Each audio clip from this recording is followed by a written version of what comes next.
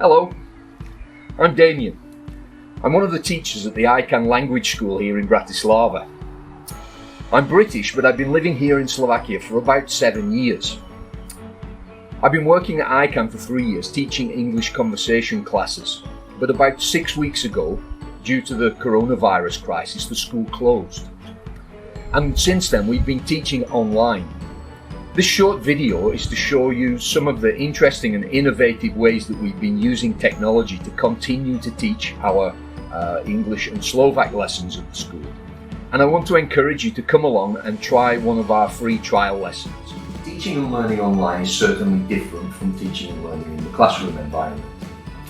But we've been using Zoom very successfully at iCan, and we found that it's a great platform for live teaching of large groups, smaller groups, and even individual lessons. Zoom has a lot of interactive tools as well as the video and audio.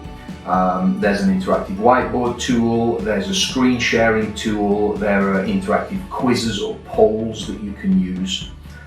There's file sharing, so we can share worksheets with students. There's a chat section, which you can have private chat with the teacher, or you can have group chat with the class. So there are many different ways of interacting with our students, very much similar to how we would teach in the classroom. Alongside that, we've been using another tool called Nearpod. Nearpod is a student engagement platform, and it's effectively a way of creating a presentation with interactive elements in it. So we can include race to the top vocabulary quizzes. It's a competition quiz where students can check their vocabulary knowledge and they can race against other students to answer questions. We can use an interactive whiteboard tool called Draw It, which allows me to share different activities that the students write and draw on. So for example, true-false quizzes where they can actually tick and cross the boxes, this kind of thing. It has some nice video sharing and audio sharing tools, so students can individually, privately, without sharing it with the whole class, record themselves reading a text, and the teacher can then give them feedback on their pronunciation, for example. So it's not all about whole class learning. We can actually separate the class up into small groups or individuals for teaching. And Nearpod's been really great for that. So you need to see what this looks like. And in the next section, I've invited some of my students to record a short lesson using some of these tools. And I'll be taking some clips and explaining what we've been doing and how it works. So you need the code. The code is chat. Oh, Wow! Maria's fallen over. Yeah. So it's AQTZS. That's the code for today. And the first slide you should see will be History 2 in our time.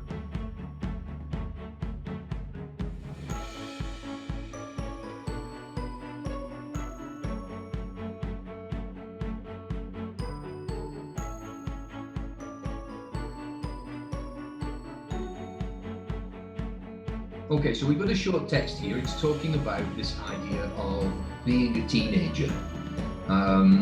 Before the 1950s, the idea of a teenager was unknown relatively. It was something new that was created in the 1950s, and this text tells us a little bit about it.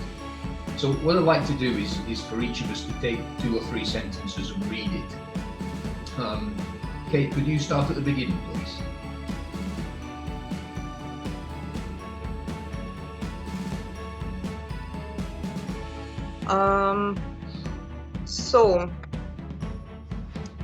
The word teenager was invented in the 1950s. This was the first decade in which teenagers had their own style, their own heroes, their own music, and their own way of looking at the world. Good. Same. Huh? Okay, stop there. Aliona. The truth is that young people want to be different. Many styles in music and fashion have been created since the 1950s. Punk music, techno, hip hop. It's safe to say that teenager is here to stay. Good, very good. So this idea in the 1950s that we had these heroes, Marlon Brando and James Dean.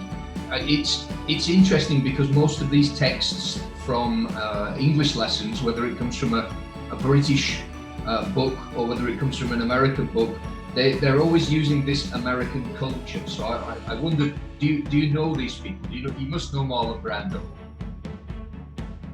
You don't? No? What? These two very famous people, it's like one of these cultural things. Like you all know who Marilyn Monroe was. Yeah, of course. Yeah.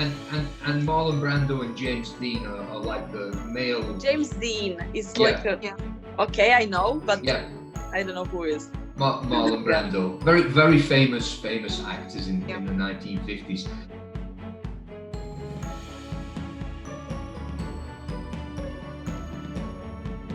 So I went onto YouTube and I found a short video.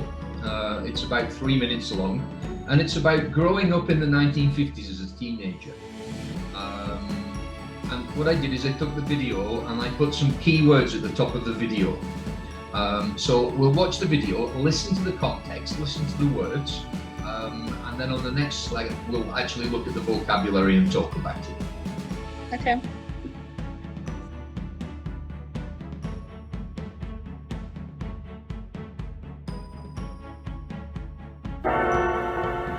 This boy and girl coming home from school look quite content with life. They're looking forward to an important date, dinner at home with the family. Though they seem artificial today, educational films like this one, which were shown to school children all over America, accurately reflect the attitudes and values of white middle-class society in the 1950s, when real-life documentaries were few and far between. Doesn't that sound exciting to you? Okay. Oh, I see. So it's part of a longer documentary about the 1950s and how things changed between the 1950s and the 1960s, which were two very different decades, particularly in America, but anywhere in sort of like Western Europe and Britain as well. So we have this vocabulary.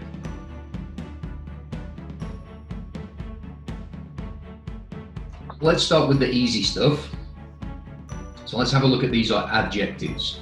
At the beginning, he's talking about the way that the two children, he says, but teenagers will use the word. He says they're looking content. We had a little bit of discussion about this yesterday with Aliona. What does it mean to be content? Active. It's to be happy and satisfied. Yeah. But it's also a noun, isn't it? This word content, we were talking about it. It also means to be, if you have a container, the stuff inside the container is the content. Yeah. Mm-hmm. And we also use this word as a noun to talk about what you're reading on your website, for example.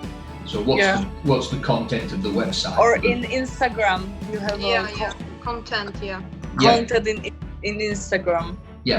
Yeah, so your content is your pictures and your videos and things, yeah.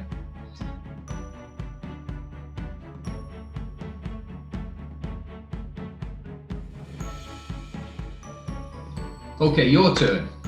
So we've got some sentences here using these verbs, and what you have to do is try and fit the correct, the words, fit the correct words into the missing spaces. This is going to be difficult, I think, for you, Kate, because it's going to be hard on your phone to do it, I think. I will try. But so have a go yourself, and then we can talk about what the correct answers should be.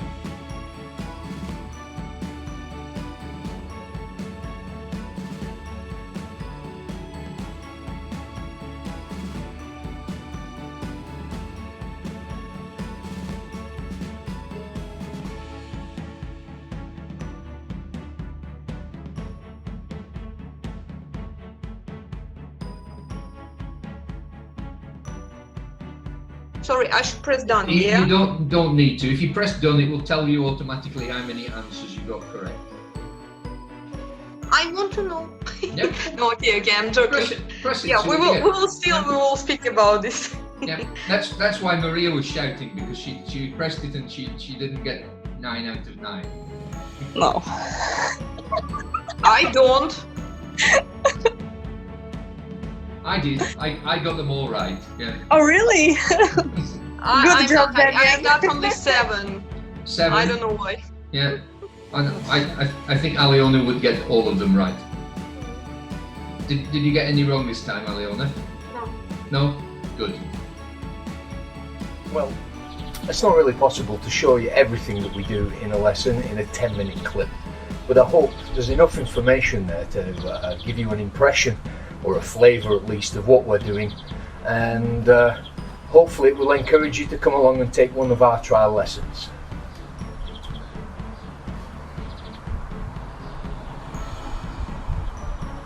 See you soon.